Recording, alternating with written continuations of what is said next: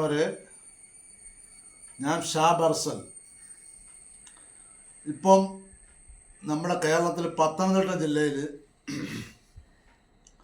ഒരു ക്രിസ്ത്യൻ പള്ളിയിൽ ആരാധിക്കാൻ വന്നവരെ തടയുക, അവരെ ആക്രമിക്കുക, ഇതൊക്കെ നമ്മൾ യു പിയിലും ബീഹാറിലും ജാർഖണ്ഡിലും കേട്ട് അത് കണ്ട് മനസ്സിലാക്കിയ നമ്മൾ ഇന്ന് കേരളത്തിലും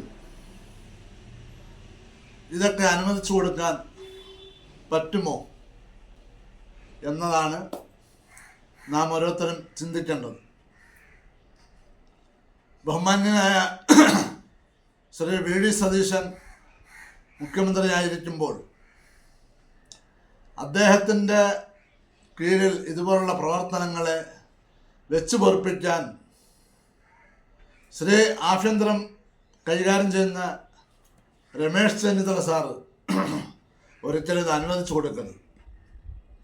ഈ രാജ്യത്ത് ആർക്കും അവരവരുടെ വിശ്വാസപ്രകാരം ആരാധിക്കാനുള്ള അവകാശമുള്ളൊരു ജനാധിപത്യ രാജ്യമാണ് നമ്മുടെ ഇന്ത്യ. അതിൽ ഇന്ത്യക്ക് തന്നെ ഏറ്റവും മാതൃകയായിട്ടുള്ള ഒരു സംസ്ഥാനമാണ് കേരളം. ഈ കേരളത്തിൽ BJP RSSൻ്റെ നയങ്ങളെ, അല്ലെങ്കിൽ ബജറംഗ് ദളിൻ്റെ, VHPയുടെ, രാമസേനയുടെ നയങ്ങളെ നാം മറ്റ് ജനങ്ങൾക്ക് പ്രതികൂലമായി ബാധിക്കുന്ന വിഷയങ്ങളെ നാം വെച്ചു പൊറുപ്പിക്കാൻ പാടില്ല. ആർക്കും ഏത് രീതിയിലുള്ള വിശ്വാസമാകാം, അവർക്ക് ഏത് രീതിയിലുള്ള പ്രചരണങ്ങളാകാം.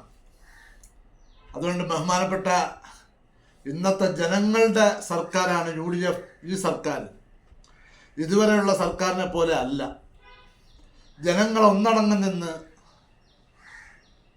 ശ്രീ ബഹുമാന്യനായ വി ഡി സതീശൻ്റെ നേതൃത്വത്തിലൊരു ഭരണം കേരളത്തിൽ ഉണ്ടാകണം എന്ന ആഗ്രഹത്തിൻ്റെ പേരിലാണ് 10 വർഷം കേരളത്തെ 50 വർഷത്തേക്ക് പിറകിലോട്ട് നയിച്ച പിണറായി വിജയൻ്റെ ധാർഷ്ട്യം, ധൂർത്തും ജനങ്ങൾ തട്ടി എറിഞ്ഞിട്ടാണ് UDFൻ്റെ മേൽ ജനങ്ങൾ വിശ്വാസം നിലനിർത്തുകയും ഭരണം കൈകാര്യം ചെയ്യേണ്ട ആൾ വി ഡി സതീശനാണെന്നുള്ള പൊതുബോധം സ്വയം ഉണ്ടാകുകയും ചെയ്തത്. അപ്പം ഇങ്ങനെയുള്ള വിഷയങ്ങൾ വരുമ്പോൾ ജനാധിപത്യ വിശ്വാസികൾ ജാതിമത ചിന്തകൾക്ക് അതീതമായിട്ട് രാജ്യത്തിന് വീണ്ടും മാതൃകയാകേണ്ട ഈ കേരളത്തെ നാം ഏകോദര സഹോദരങ്ങളെപ്പോലെ, നമുക്ക് വിശപ്പാണ് ഏറ്റവും പ്രധാനം, ജോലി ഉണ്ടായിരിക്കണം. ഇന്ന് ബഹുമാന്യനായ വി ഡി സതീശൻ അവർ നിയമസഭയിൽ പ്രഖ്യാപിച്ച ബഡ്ജറ്റ് ഇന്ത്യയുടെ ചരിത്ര വിസ്മയങ്ങളുടെ മായാലോകം തന്നെയാണ്.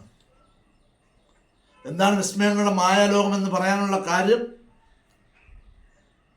കോടാനുകോടി രൂപ ബഡ്ജറ്റിൽ ബാക്കിയുള്ള ഒരു സർക്കാർ ചെയ്യുന്ന അതേപോലുള്ള പ്രവർത്തനമാണ് ബഹുമാന്യനായ ശ്രീ വി ഡി സതീശൻ, മുഖ്യമന്ത്രിയും ധനകാര്യമന്ത്രിയുമായ അദ്ദേഹം വളരെയധികം കേരളത്തെ നിലനിർത്തി കാണണമെന്നുള്ള ഒറ്റ ഉദ്ദേശത്തോടു കൂടി തന്നെയാണ് അദ്ദേഹം ഈ ബഡ്ജറ്റ് അവതരിപ്പിച്ചതും. ഈ ബഡ്ജറ്റിലൂടെ നിരീക്ഷിക്കുന്നവർക്ക് മനസ്സിലാക്കാൻ കഴിയും ഇനി വരുന്ന യുവാക്കൾക്ക് എങ്ങനെയൊക്കെ തൊഴിൽ കണ്ടെത്താം.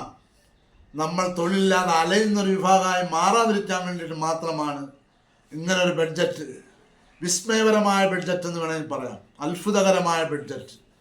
ആർക്കും ഇന്നേതുവരെ കേരളപ്പിറവി ഉണ്ടായി 1951 ശേഷം ഇന്നേതുവരെ ഇതുപോലൊരു ബഡ്ജറ്റ് അവതരിപ്പിക്കാൻ ആർക്കും കഴിഞ്ഞിട്ടില്ല. ഇത് അദ്ദേഹത്തിൻ്റെ നിയമസഭയുടെ എക്സ്പീരിയൻസ് കൊണ്ട് മാത്രമായിരിക്കാം ഇത്രയും സുന്ദരമായ, സുലഭിലമായ, ജനങ്ങൾക്ക് പ്രതീക്ഷ നൽകുന്ന ഒരു ബഡ്ജറ്റാണ് ബഹുമാന്യനായ മുഖ്യമന്ത്രി ധനകാര്യമന്ത്രി വി ഡി സതീശൻ പ്രഖ്യാപിച്ചിരിക്കുന്നത്.